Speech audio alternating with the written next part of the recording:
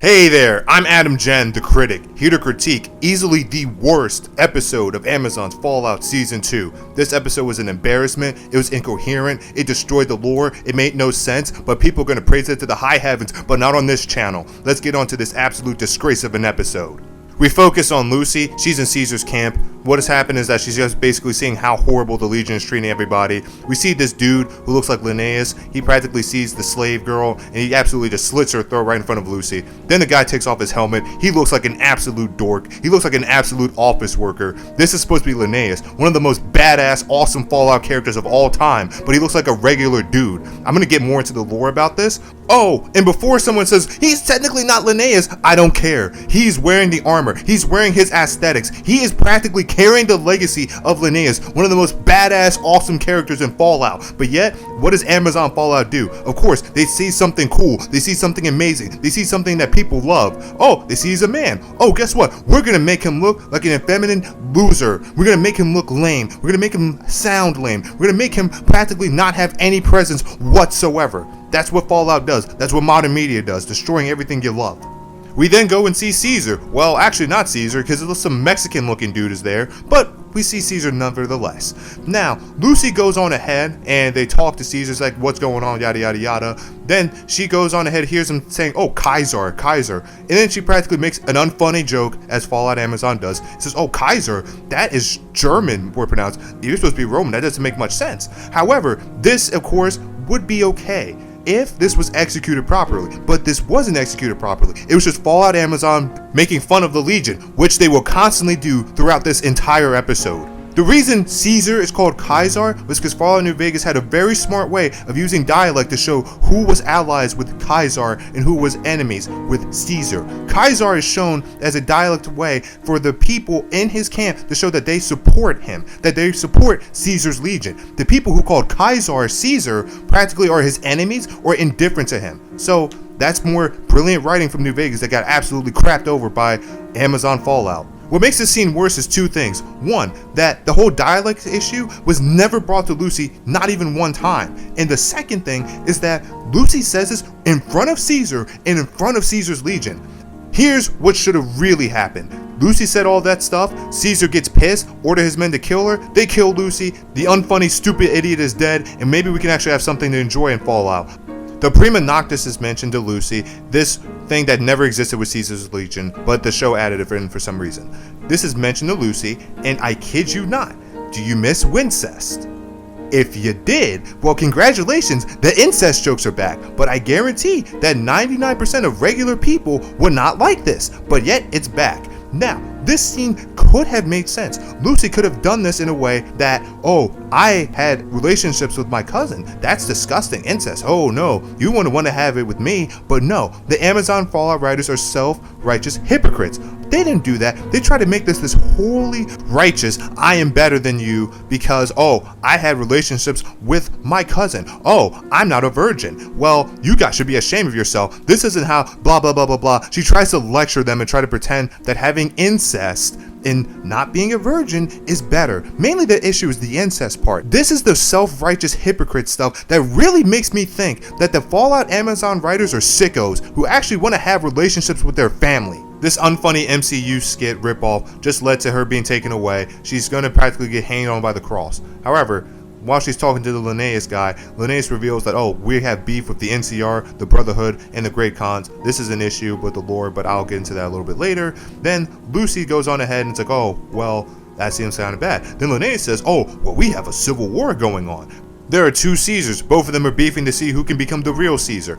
I want to tell you how creatively bankrupt the writers of Fallout Amazon are because they went, copied and pasted the Brotherhood of Steel's Civil War storyline that they set up last episode and put it in this. These people are so incompetent, they can't make a different storyline for either faction. In the middle of the border is Caesar's corpse. His corpse apparently has a letter that says, oh, who is going to be Caesar's successor? This never happened in their games, but this is another retcon and I'll get into that later.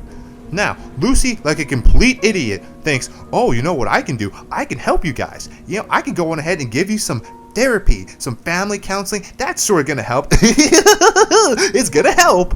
Guess what Linnaeus does? He puts her on the cross. Personally, I wish he practically slit her throat or put it in the cross the brutal way that they did in New Vegas. But of course they didn't. They just put her on the cross. She's just going to be up there starving, not in torture and pain.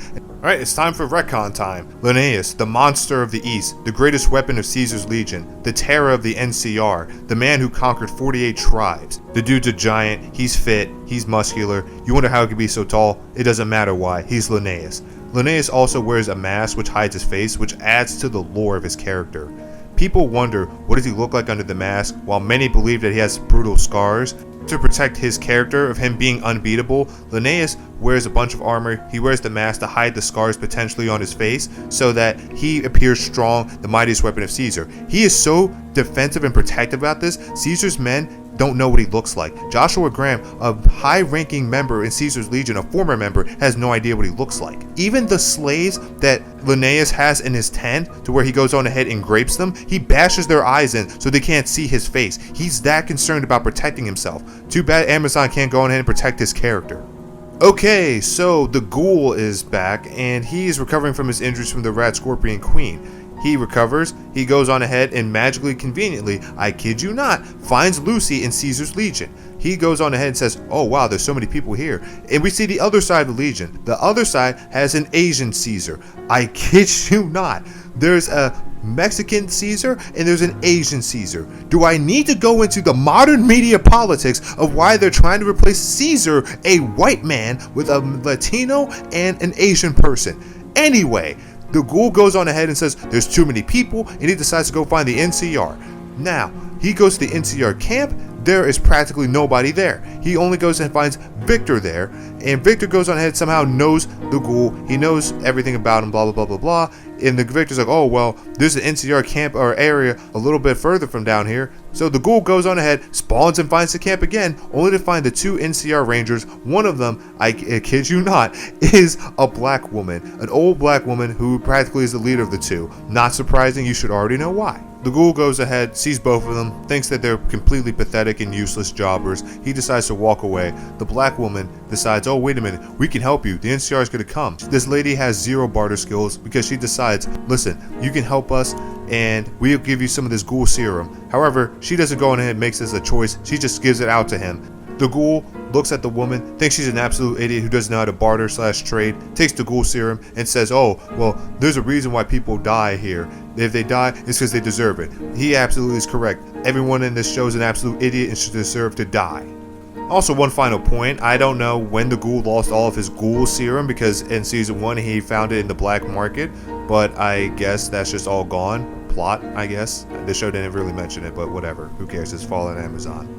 We get some Cooper the Ghoul flashback. The flashback this time focuses on Cooper and his idiot wife. Now, I kid you not, this is perhaps the most infuriating part of this entire episode. Cooper's wife is there in the kitchen packing stuff in for the vault, for their little daughter, and she's upset and crying because she's like, oh, I might not be able to carry everything into the vault for our little daughter. She might not have anything. This is perhaps the most idiotic part of this entire fucking episode, and I will tell you why this is stupid. This no accountability, causing shit and basically not cleaning anything up, having piece of trash character is the reason why the bombs dropped. She's the reason why the fallout even happened. This all could have made sense if the Amazon Fallout writers just didn't want to ruin Fallout and just kept the OG lore about how it was the US and China having beef. But no, they decided to go with the stupid retcon, and this entire scene makes her character an absolute dumpster fire. I hate this character more than Lucy, more than Maximus, more than literally any person, because this character, this woman, this boneheaded piece of shit character that is Cooper's wife practically is crying about something she caused. She's practically the stereotype of every woman that a bunch of men think of. She is practically the one that says, oh, well, women always want to cause problems. They take no accountability. She's doing that in this scene. She is a hypocritical piece of shit, and I hate her. If anyone ever says, oh, it's good that you hate her, no. This type of hate, this isn't the good type of hate. This is the one that if this character magically never appears on the screen ever again, if the writers just pretend that she never existed, I would not care one bit. I wouldn't even question it. I wouldn't even think about it. All I'm going to say is, well, time to go on with the show, because this character is an absolute cancer to this show, and the Amazon Fallout writers are an absolute cancer to Fallout. Calming down, what happens next is that Cooper goes to this award show or something. All that happens is that he meets Mr. House in the bathroom. Somehow Cooper doesn't recognize this as Mr. House, which makes Cooper look like an idiot. Mr. House creepily is just talking to Cooper, and he kind of hints that he knows that about Moldaver's communist plan and knows about what Cooper wants to try to do to him. However, this scene just makes Mr. House look like an absolute idiot. Mr. House is also looking like a creep.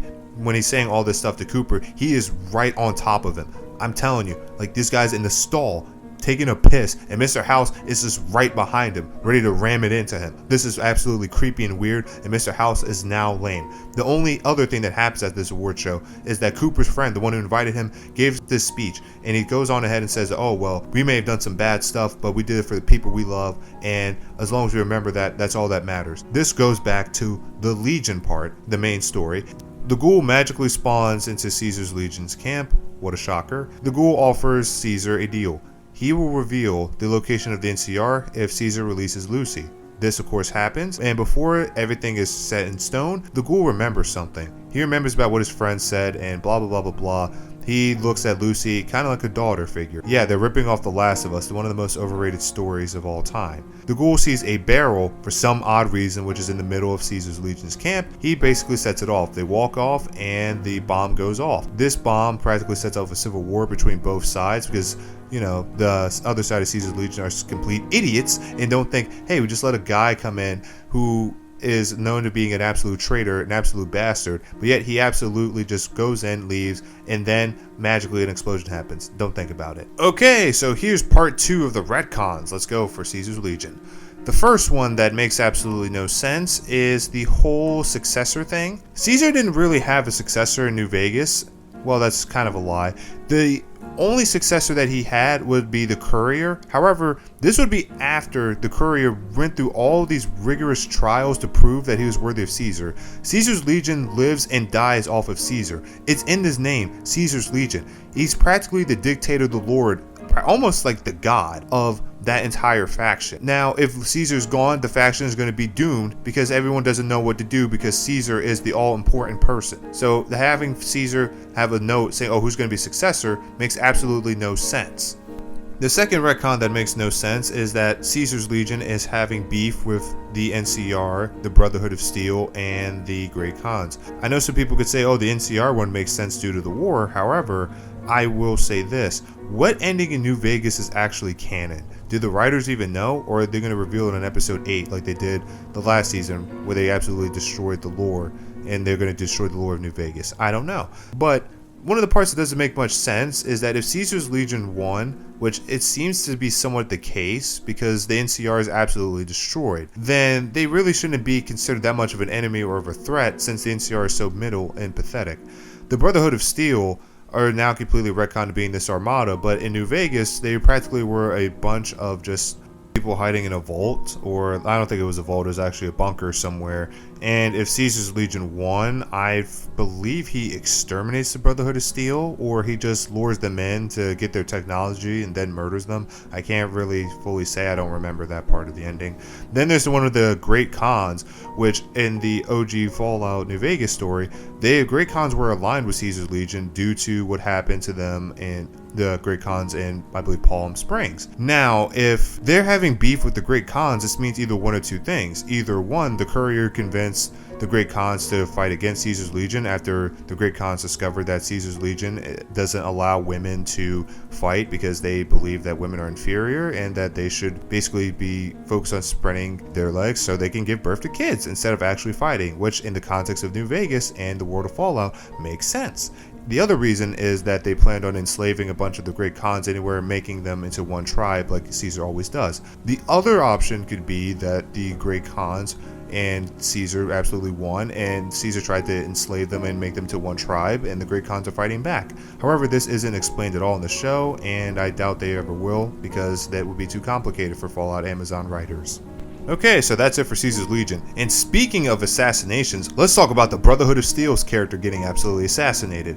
So after the Indian guy, Xander, came and was like, oh, what's going on? The Brotherhood of Steel elders are freaking out. Quintus practically tries to hold a meeting to get everyone to stay with the plan and go to civil war. However, the other elders are like, oh no, we're not going to go to war. Just give the nuclear MacGuffin, the cold fusion thing to the Commonwealth and leave. Maximus, I kid you not, the freaking idiot who actually I'm starting to think is a psychopath, because what he does makes no sense. He goes completely against his character from the previous episode. He didn't need to do this. The context did not require him to say anything to prove his loyalty. He just brings this shit up himself. He says, oh, what if I went on ahead and killed the guy from the Commonwealth? Quintus looks at Maximus like he's a complete freaking idiot and says that will start a war and we don't have the support of the other brotherhoods to do that, to go against the Commonwealth. He practically tells Maximus to get out of here. I wish Quintus went on ahead and said, oh, for saying that you're going to be executed for treason, you're an absolute idiot. Heck, I'm for treason too, but hey, if I have a fall guy, it'd be you, Maximus, because you're an absolute dumbass. Alright, going back to Quintus. Quintus practically mentioned Maxson, the founder of the Brotherhood of Steel. He's mostly right about his backstory, except one or two massive parts. Maxson did not leave the Brotherhood of Steel because he felt that, oh, I was loyal to God. That's Bethesda BS writing. The true reason, and I believe this is in Fallout 1, is that Maxson saw the horrible experiments done at the Mariposa secret US base in California by Westtech, and how Westtech was developing FEV and the power armor suit. Mainly the thing that destroyed him was the FEV, and he practically killed the scientist who was creating it. He also saw how the US and China were inevitably going to war, and how terrible this was for the US, and how the US government did not care anything about the troops or its civilians. In fact, the US fired the first nuke at China. Go figure. And after seeing all this happen, Maxson decided, oh, okay, we have to leave. We have to get out of here. Let's get the soldiers, let's get the families, and all the men practically followed him. The Brotherhood did a secession from the US. Now, the Brotherhood only cared about themselves and their loved one. However, I believe after Maxson died, this isolationism really destroyed the Brotherhood fundamentally, because they became so uninterested with a lot of other things that they only really cared about themselves. They only focused more on capturing pre-world technology due to the fact in the history they know what the pre-world tech did to the current world of Fallout, and how the nukes absolutely destroyed everything. So they obsessed about keeping it so that nothing else like this could happen again. This is not due to them wanting to save the world, it's them trying to prevent another travesty happening so they won't be affected. The Brotherhood doesn't care about anyone, but this is Todd Howard, this is Amazon, this is Bethesda. They don't care about the lore of Fallout, so why should you? Okay, so we go back to Maximus. Maximus goes on ahead and runs to Xander, the Indian guy. Xander tries to go ahead and convince him to help out the Commonwealth and to take the Cold Fusion MacGuffin from Area 51, not Moldaver, to the Commonwealth. Maximus, of course, doesn't want a civil war, even though he almost had started one, and Xander doesn't want one either. So they seem to get along pretty well. Xander decides, hey, let's go have a ride on the Zeppelin, and this is trying to impress Maximus. But one of the dumbest things Xander does is say in the Zeppelin, oh, well, the Commonwealth, we're struggling. You know, we're not doing so well. Why would you tell this to someone you're trying to impress? There's no balance of, let's saying, oh, okay, well, here's presented as someone strong and here's someone presenting a pity. You can't have it both ways. This is something that Amazon's Fallout writers don't understand. Now, both Xander and Maximus get a signal and they go down in the power suits, and they found a Mr. House Securitron. They easily destroy Securitron, and Xander trusts Maximus for some odd reason after only meeting him for like one hour or so. Gives him this super sledgehammer to just go on ahead and keep. Before all of this happening, in the beginning of the episode, we had to skip through a lot of this to make sense. Alright, so we go on ahead and see Thaddeus, the Joe character from Season 1, who was with the Brotherhood of Steel, but defected because he turned into a ghoul. And this ghoul is now running a sweatshop full of children. But it's okay, because these children are living longer than most kids live in the wasteland. So that makes child slavery okay. Don't think about it. Now we go to Xander and Maximus, who conveniently find this place. Xander is being a total extremist Brotherhood xenophobe, which is more from Fallout 4, and wants to exterminate it because they're ghouls, and ghouls are just nasty. Before he does anything like a villain, Thaddeus comes in involved. However, what happens is Xander says, oh, well, we have to destroy all the kids. They're an abomination. Look at them. They're ghouls. You know, he's acting like an actual villain. Something interesting. He's being edgy. I actually enjoyed this. But of course, He doesn't go on ahead and murk the kids and Thaddeus. Of course not. What happens is the most predictable, safe, unedgy, uninteresting thing. Maximus with the sledgehammer bashes his skull in, and by doing this, Xander the Indian guy is dead. All this leads to is now the potential civil war between the Commonwealth and the Brotherhood, done in the most predictable, most uninteresting, the most unappealing, and the least offensive way possible. This entire thing was a complete waste of time. This is easily the worst episode of Fallout Season 2. Not even a debate. This is easily the worst. So many retcons, so much bad writing, yada yada yada yada. Alright, so I'm tired. I'm done. Have a good night, everybody, or a good day. Have a good one. See you episode 4. Bye.